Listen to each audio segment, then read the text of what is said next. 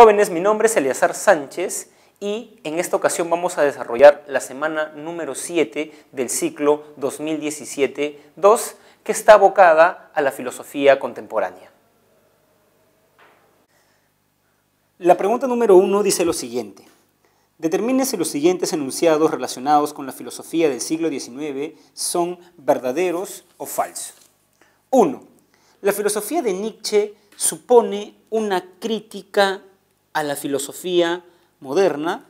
Eso es verdadero, jóvenes. ¿Por qué? A ver, en general, Nietzsche critica a la filosofía moderna, claro está, en dos aspectos. El primero es su concepción del hombre como un animal racional. Para Nietzsche, el hombre es un ser que se gobierna por la voluntad, no por la razón. Precisamente a esto se le conoce como voluntarismo, y en esto radica la primera crítica de Nietzsche a la filosofía moderna. Y por otro lado, el segundo aspecto que Nietzsche critica de la filosofía moderna es considerar a los hombres como iguales. Ustedes saben que en el mundo moderno la democracia se instaura como régimen político de gobierno, y esta supone que todos los hombres son iguales. En cambio, para Nietzsche existen hombres que son mejores que otros. Esto es lo que se denominaba en Grecia la aristocracia. Hay hombres que son mejores que otros y estos hombres deben gobernar. Nietzsche denomina a los hombres superiores, como hemos visto, señores, y son los que aman la vida. Lo que sucede, dice Nietzsche, es que los inferiores, a los cuales los llama siervo, han impuesto su moral, que consiste, como vamos a ver en la lectura, un resentimiento contra la vida. Entonces recuerden que Nietzsche critica la filosofía moderna por considerar que el hombre es un animal racional, para él el hombre es un animal que se gobierna por la voluntad, y el segundo aspecto que critica de la filosofía moderna es considerar que todos somos iguales, porque para Nietzsche hay individuos que son mejores que otros. Muy bien, segundo ítem. El positivismo se opone a la filosofía de Hegel con relación a los alcances del conocimiento. Eso es verdadero.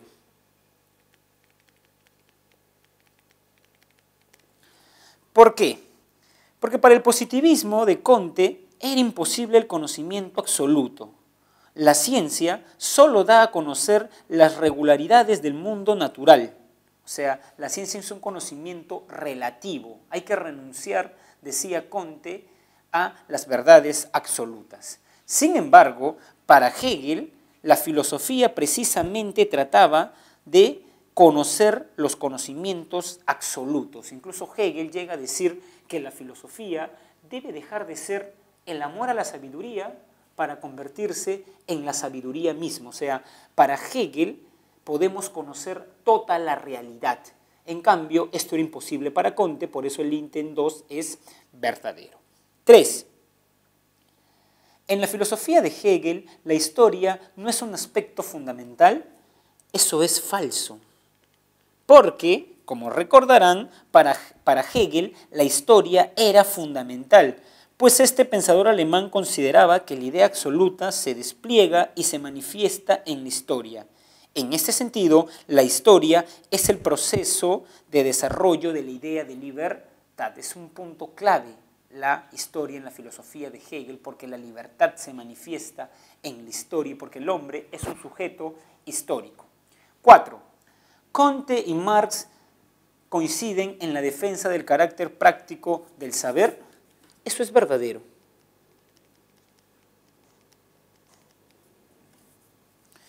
Recordemos una frase de cada filósofo para probar que tienen una visión práctica de la filosofía y del saber. Por ejemplo, Comte decía saber para prever, prever para proveer. Esta frase da cuenta que el fin del conocimiento para Comte consiste en la utilidad que éste pueda generar al hombre, ¿no? O sea, Comte creía que uno desarrollaba la ciencia para que la ciencia simplifique nuestra vida y nos dé bienestar. Es un carácter utilitario, práctico. Y por otro lado, para Marx, cuando enuncia su famosa frase, los filósofos solo han interpretado el mundo cuando de lo que se trata es de transformarlos, nos quiere decir que el fin de la filosofía no es contemplar meramente el mundo, sino fundamentalmente transformarlo.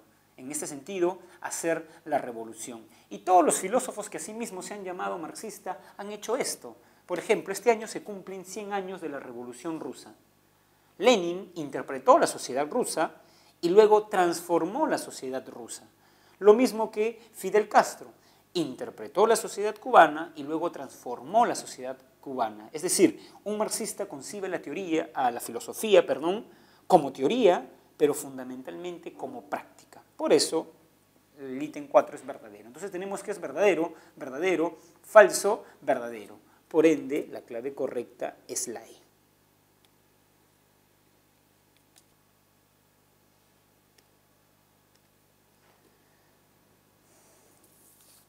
La pregunta número 2 dice lo siguiente. ¿Cuál de los siguientes enunciados no se corresponde con la filosofía de Hegel? A. Propone una concepción teleológica de la historia.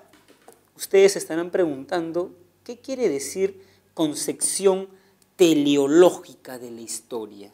La palabra teleológica viene del griego telos, que significa fin. Cuando uno habla de una concepción teleológica, quiere decir que la historia sigue un fin, ¿no? O sea, la historia sigue un fin. ¿Cuál es el fin que tiene la historia para Hegel? La libertad. Y en ese sentido, el enunciado A sí se corresponde, se condice con la filosofía de Hegel. B. Tiene un carácter marcadamente materialista. Eso es falso y por ende esta es la clave, la B, no se corresponde con la filosofía de Hegel. Entonces vamos a recordar la distinción entre idealismo y materialismo. ¿Qué es un idealista dentro de la filosofía? ¿Y qué es respectivamente un materialista?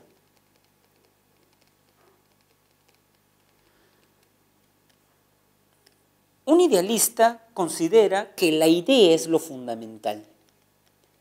¿Qué quiere decir, profesor, que la idea sea lo fundamental? Que primero existe la idea y luego la materia.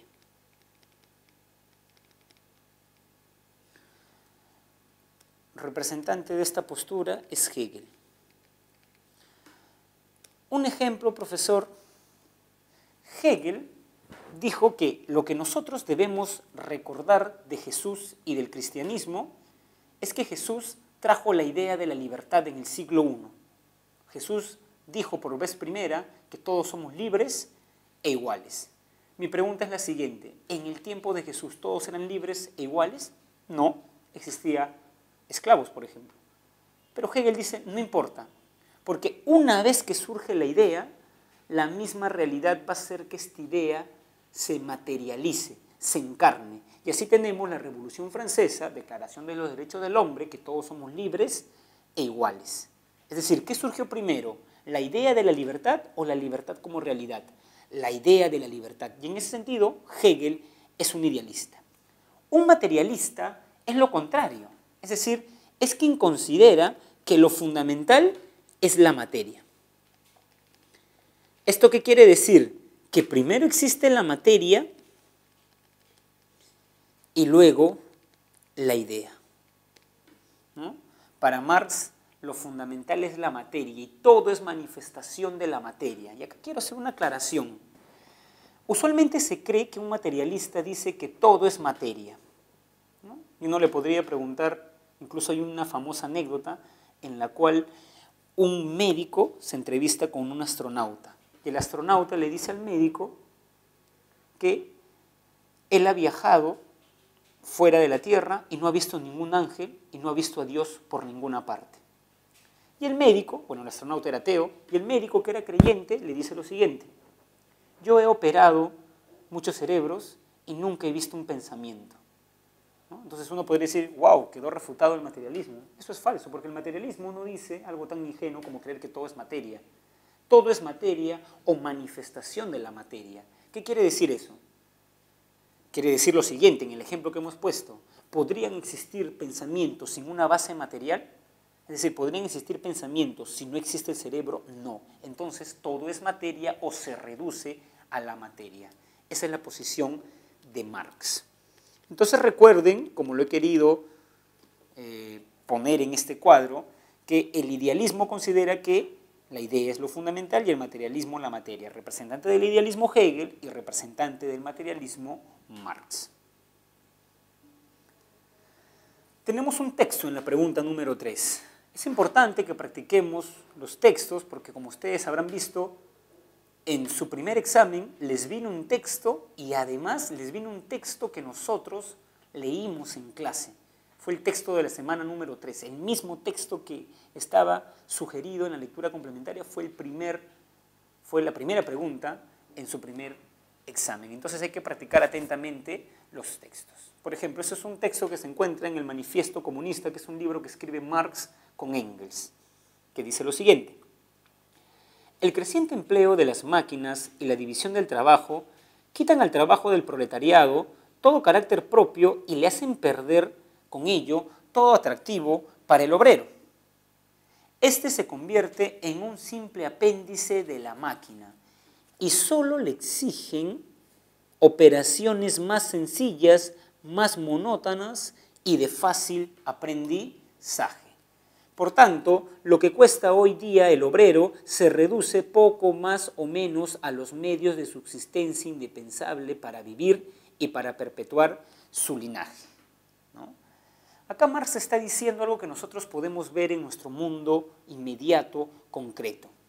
Piensen en un chico que administra un internet, ¿no? El dueño le paga, y ustedes saben que hay una suerte de programa, software, que él pone una hora y tu hora corre. O sea, lo único que tiene que hacer él en ese internet es preguntarte cuánto tiempo quieres y ponerlo en la máquina. En ese sentido, esta persona no es la pieza fundamental de este internet, lo son las máquinas. Su operación es bastante sencilla y por eso, como su operación es bastante sencilla, su pago también es bastante bajo, ¿no?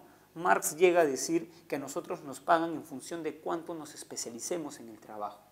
Entonces este chico recibe un salario bajo porque lo que él hace cualquiera lo puede hacer, ¿no? En cambio, si uno se especializa en el trabajo, ¿no?, uno va a cobrar más porque lo que uno hace no lo puede hacer otra persona. Entonces, lo fundamental del texto, y por eso lo he subrayado, ¿no?, con el color verde, es la parte donde dice: y solo se le exigen las operaciones más sencillas, más monótonas y de más fácil aprendizaje. Es decir, mecanización, se mecaniza al obrero. Y eso, en el fondo, es que, bueno, por el trabajo especializado que realiza, ¿no?, se mecaniza al obrero, lo que finalmente genera la alienación. Concepto clave en la filosofía de Marx. La alienación consiste en la pérdida de su ser, en tanto un trabajador no se siente realizado, pleno, feliz en el trabajo. Una persona que le dicen mañana es feriado y celebra por no ir a trabajar, diría Marx, es una persona alienada en el trabajo porque no se siente realizado en él. Ve el trabajo como algo ajeno que lo aliena, ¿no? Entonces podemos inferir cuánta alienación en el trabajo existe en nuestra sociedad contemporánea. Entonces, vayamos a la pregunta. Del fragmento anterior se desprende fundamentalmente que el trabajo es el que determina el valor de los bienes y servicios producidos.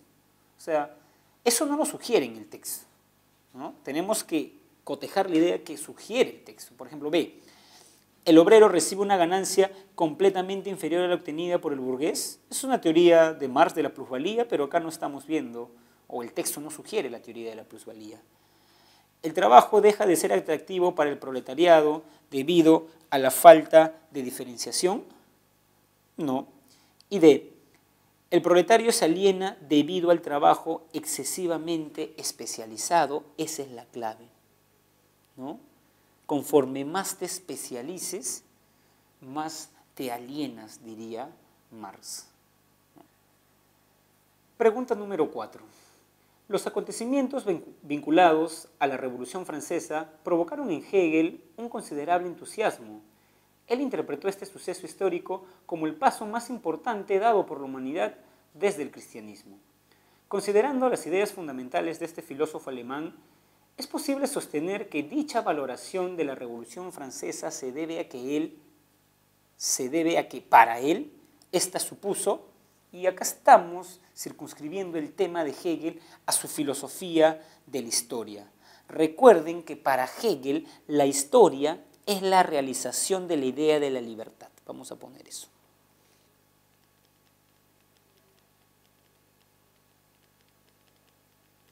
Incluso Hegel consideraba que la libertad se mueve de Oriente a Occidente.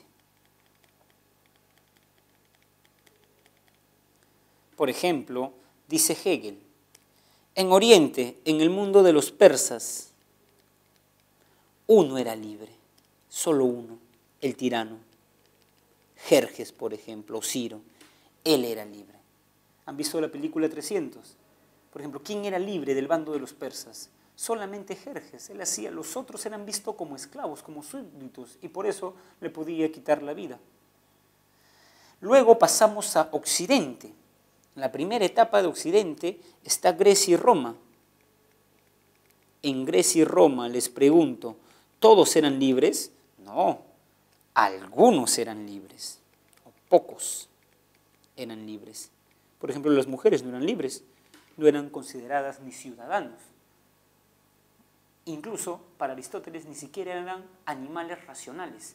Como vimos en la semana número 3, Aristóteles definía a las mujeres como varones incompletos, en el sentido que no tenían la facultad humana de la razón. Y luego llegamos al segundo momento de Occidente y al tercero de la historia, en Francia y Alemania.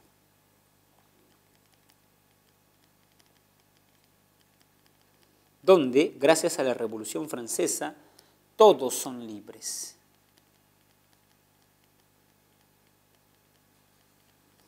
¿Eso qué quiere decir para Hegel? Que la historia se mueve, y sobre todo la idea de libertad, se mueve de Oriente a Occidente. En este sentido, la Revolución Francesa significó para Hegel un decisivo acercamiento a un orden social basado en la libertad, y por ende, la clave es la alternativa A. Pregunta número 5. La filosofía de Nietzsche supuso una crítica tanto al platonismo, o sea, la filosofía que surge de Platón, como al cristianismo, la filosofía que surge de Jesucristo, ¿no? La religión que surge de él. Fundamentalmente, el filósofo alemán hizo patente este desacuerdo debido a que en ambas doctrinas, cuando uno lee la obra de Nietzsche, se da cuenta que Nietzsche critica bastante a Platón y a Jesús, ¿no? Al cristianismo. Pero incluso él señala que hay aires de familia, es decir, cosas parecidas en ambas sociedades. Por ejemplo, recordemos, vamos acá, platonismo. Recordemos la definición de hombre que da Platón. Para Platón, el hombre es un alma inmortal, prisionera en un cuerpo. Nietzsche dice que con esta definición del hombre, Platón está traicionando a la cultura griega, porque la cultura griega era una cultura que, si bien consideraba que el hombre tenía un alma, también consideraba que el hombre tenía un cuerpo, y era una unidad de ambos. Pero lo que está haciendo acá Platón es jerarquizar el alma sobre el cuerpo. Eres alma prisionera en un cuerpo. Y por eso la filosofía es la preparación para la muerte. Eso quiere decir que tu verdadera vida y tu plena felicidad no está en este mundo, sino en el otro mundo. Y eso, dice Nietzsche, ya apesta a cristianismo. Y por eso lo dice así. Platón es el primer griego que apesta a cristianismo, porque considera que el hombre es alma sobre cuerpo y considera que la felicidad no está en este mundo, sino en el otro mundo. Ahora, el cristianismo, en su moral, sabemos que niega los placeres corporales. Bueno, Platón también, porque privilegia el alma. Incluso si para probar esto es sencillo, recordemos un versículo de la Biblia. Si deseas a alguien con el pensamiento, ya estás pecando. O sea, ni siquiera hay algo real, solamente el simple deseo, ¿no? Ya es un acto de pecado. Entonces es una religión que reprime el cuerpo, ¿no?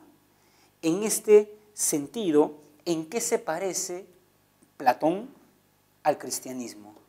En que los dos consideran que el hombre es sobre todo alma y desdeñan el cuerpo. Vamos a escribir esto. El hombre es alma y por ende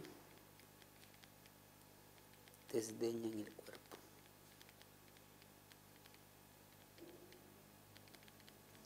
Y recuerden ustedes que hay un tipo de ermitaños, los ascetas, que se iban al desierto y desdeñaban los cuerpos. Un asceta es una persona que come poquísimo, lo necesario, ¿no?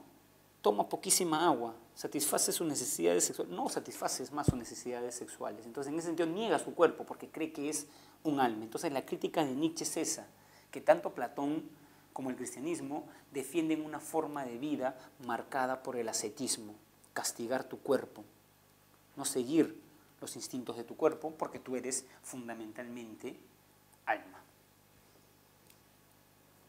Pregunta número 6. Para Comte, es el estadio en el que predominan las explicaciones de carácter absoluto acerca de la realidad. Asimismo, se caracteriza por tener como fundamento las abstracciones basadas en el uso de la razón. Algo clave de la filosofía de Comte es la conocidísima teoría o ley de los 3 estadios. Comte habla del desarrollo del conocimiento humano como si estuviese dividido en 3 etapas. Como pueden ver en la pizarra, yo he hecho una suerte de cuadro en la cual les voy a enseñar a distinguir bajo 4 criterios los 3 estadios. Primero recordemos los 3 estadios. ¿Cuáles son? El primero es el estadio teológico. El segundo es el estadio metafísico. Y el tercero es el estadio positivo. ¿Cómo distingo estos 3 estadios, profesor? Como les dije, les voy a dar 4 criterios. Primero, ¿qué pregunta intentan responder? Y acá hay algo importante. Tanto el estadio teológico como el estadio metafísico intentan resolver la misma pregunta. Dicha pregunta es, ¿cuál es o qué es la causa de la naturaleza? En el estadio teológico se responde esta pregunta enunciando que es un ser sobrenatural. Su mismo nombre lo dice, sobrenatural, está por encima de la naturaleza. No es la naturaleza, pero crea la naturaleza. Y bien puede ser este ser sobrenatural uno o seres sobrenatural, o sea que está el politeísmo y el monoteísmo. Ahora, en ese estadio, para dar esta respuesta, los filósofos, o los teólogos en todo caso, se basan en la fe y en la imaginación. Y el saber que predomina es la religión. Vayamos ahora al estadio metafísico. Hemos dicho que la pregunta es la misma. Sin embargo, la pregunta puede ser la misma, pero la respuesta es otra. No es un ser sobrenatural, es un ser racional y abstracto. Piensen ustedes en el primer motor inmóvil de Aristóteles, ¿no? Es un ser al cual llegamos por la razón, por la abstracción, o piensen también en el demiurgo platónico. Ahora, los filósofos basan su respuesta ¿en qué facultad humana? En la razón. Y por eso el saber que predomina en este estadio es la filosofía. Ahora vayamos al estadio positivo. En ese estadio la pregunta ya es otra. Es cómo se dan los fenómenos. Comte dice en su famoso libro Curso de Filosofía Positiva que al científico no le interesa el por qué o el para qué, o cuáles son las causas de las cosas, la causa final, la causa eficiente, la causa primera. Esas son preguntas metafísicas que no se van a poder resolver. el científico simplemente se tiene que circunscribir a decirnos cómo se dan los fenómenos, lo que ve, no en de dónde viene, hacia dónde va, no, lo que ve. Y en estos fenómenos se deben encontrar ciertas regularidades, y estas regularidades se llaman leyes científicas. Leyes científicas. Y desde luego que un científico se basa en la experiencia para llegar a las leyes científicas. Y por eso que el saber predominante es la ciencia. Incluso Comte consideraba que así como una persona pasa por etapas, uno fue un niño, un joven y luego un adulto, lo mismo ocurre con la humanidad. Por ejemplo, el estadio teológico sería la niñez de la humanidad, la ingenuidad. ¿Por qué ingenuidad? Porque ocurría un movimiento telúrico y las personas preguntaban ¿por qué? Y respondían, lo que pasa es que los dioses nos están castigando. Ingenuos. Luego viene el estadio metafísico, que sería la adolescencia o juventud, la rebeldía. ¿Rebeldía de qué, profesor? La rebeldía de la razón frente a la experiencia. La razón emprende vuelos, dice Comte, y no le da cuenta a la experiencia. Y, por ejemplo, crea mundo de las ideas. ¿Hemos experimentado una idea? No. Lo que pasa es que la razón emprende ese vuelo. Y luego viene el estadio positivo, que es la adultez, donde uno ya madura y basa sus reflexiones en la experiencia. Y finalmente Comte dice que acá está la idea de progreso, o sea, la humanidad progresa. El estadio metafísico es un avance respecto del estadio teológico, por supuesto, pero el estadio superior es el estadio positivo. En ese sentido, con este marco, con estas ideas como telón de fondo, volvamos a la pregunta 6, que dice, para Comte en el estadio en el que predominan las explicaciones de carácter absoluto sobre la realidad. Asimismo, se caracteriza por tener como fundamento las abstracciones basadas en el uso de la razón. Mi pregunta es la siguiente. ¿Qué estadio se basa en la facultad de la razón para nosotros poder dar la clave? Ese estadio es el metafísico. Pregunta número 7. Sobre la filosofía de Marx, ¿es correcto afirmar que tiene un carácter idealista? Ya vimos en preguntas anteriores que Marx es ¿qué? Materialista. Entonces, si Marx es materialista, eso quiere decir que este ítem es falso. 2. ¿Reconoce el papel revolucionario en el capitalismo? El capitalismo es revolucionario, o sea, en sí el capitalismo no es revolucionario, más bien el capitalismo lo que hace es legitimar la explotación del proletariado. Por eso, digamos, el proletariado es quien debe cumplir el papel revolucionario, por eso también es falso. 3. Defiende la autorrealización plena para el hombre, verdadero.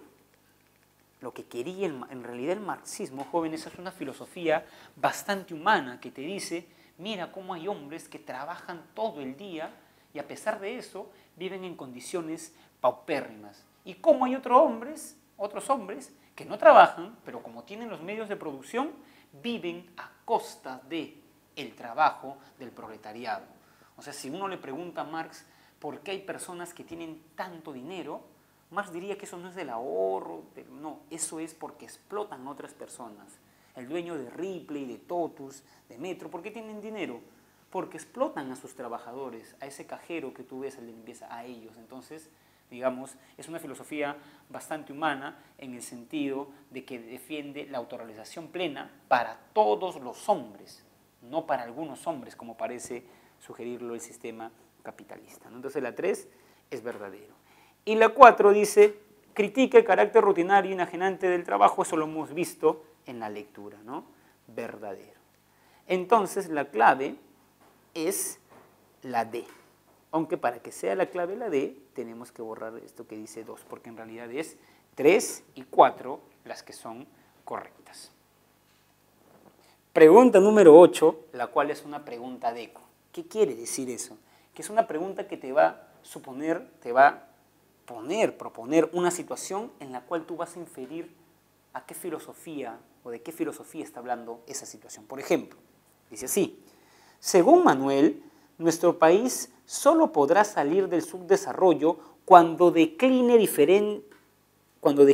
definitivamente la influencia de la religión en la moral y en la educación de los hombres. Por ello, propone que aquella sea reemplazada por la ciencia como medio para lograr el progreso de la humanidad. Les pregunto ahora yo, ¿qué filosofía apuesta por la ciencia como medio para el progreso humano? Es más, es el último estadio, el positivismo. Y el positivismo también considera que el estadio teológico es un estadio superado. Entonces, la respuesta es el positivismo. Entonces, el positivismo ha sido fundado ¿por quién? Por Marx, Comte, Nietzsche, Hegel o Kant. Por Comte. Entonces, esa es la clave. Entonces vamos a practicar, jóvenes, en lo que sigue, la lectura complementaria de esta semana número 7. Es una lectura del gran filósofo alemán Friedrich Nietzsche. El libro se llama La genealogía de la moral. En esta Nietzsche dice lo siguiente: la rebelión de los esclavos en la moral comienza cuando el resentimiento, vamos a ver que esta es una palabra clave, el resentimiento mismo se vuelve creador y engendra valores. El resentimiento de aquellos seres a quienes les está vedada la auténtica reacción, la reacción de la acción, y que se desquitan únicamente con una venganza imaginaria, mientras que toda moral noble nace de un triunfante sí. Dicho a sí mismo, la moral de los esclavos dice no. Acá hay una doble moral, la moral del noble que dice sí y la moral de los esclavos que dice no. No ya de antemano, aún fuera, aún otro, aún no yo. Y ese no es lo que constituye su acción creadora. Lo contrario ocurre en la manera noble de valorar. Esta actúa y brota espontáneamente, busca su opuesto tan solo para decirse a sí misma con mayor agradecimiento, con mayor júbilo. Su concepto negativo, lo bajo, vulgar, malo, es tan solo un pálido contraste nacido más tarde de su concepto positivo, totalmente impregnado de vida y de pasión. El concepto nosotros los nobles, nosotros los buenos, nosotros los bellos, nosotros los felices. Cuando la manera noble de valorar se equivoca y peca contra la realidad, esto ocurre con relación a la esfera que no le es suficientemente conocida, más aún a cuyo real conocimiento se opone con aspereza. No comprende a veces la esfera despreciada por ella, la esfera del hombre vulgar, del pueblo bajo. Dijimos ya, resolviendo las preguntas anteriores, que para Nietzsche no todos los hombres son iguales. Hay hombres superiores, mejores, y hay hombres inferiores. Lo que está haciendo Nietzsche en este texto es asociar lo bueno con los hombres superiores y lo malo con los hombres inferiores. Y cada hombre, el hombre superior va a ser llamado noble, amo, y el hombre inferior va a ser llamado esclavo. Y cada uno de ellos va a tener una moral. Por ejemplo, acá tenemos la moral del esclavo y la moral del amo. Como hemos visto en el texto, la moral del esclavo se basa en el resentimiento. En cambio, la moral del amo se basa en el amor. El amor hacia uno mismo. En cambio, el resentimiento siempre es hacia otro. Y como el resentimiento es hacia otro, la moral del esclavo suele decir no a la vida, no a los instintos. En cambio, la moral del amo dice sí a la vida, sí a los instintos. Por ello, veamos cuál es la clave. Del fragmento anterior se desprende que los esclavos viven afirmando en todo momento la vida, no la afirman, la niegan. Los valores solo pueden ser constituidos por los nobles, bueno, relativamente sí, pero no lo han hecho así en la historia. Nobles son hombres libres y apasionados por la vida, perfecto, esa es la clave. Son libres y apasionados por la vida. D, ¿siervos pueden llevar a cabo una auténtica reacción? No, porque la auténtica reacción es la acción, dice en el texto, y ellos tienen una reacción, digamos, de venganza en la moral. Los nobles se niegan a sí mismos en su afán de venganza, no se niegan, más bien se afirman. Entonces la clave del texto es la alternativa C. Muy bien, jóvenes, hemos visto a 4 de los grandes filósofos de la cultura moderna, o digamos, de la filosofía en general. ¿Quién no ha escuchado hablar de Nietzsche? ¿Quién no ha escuchado hablar de Marx, de Comte y de Hegel? Y precisamente estos 4 filósofos han sido el tema de la semana número 7 de este ciclo 2017-2.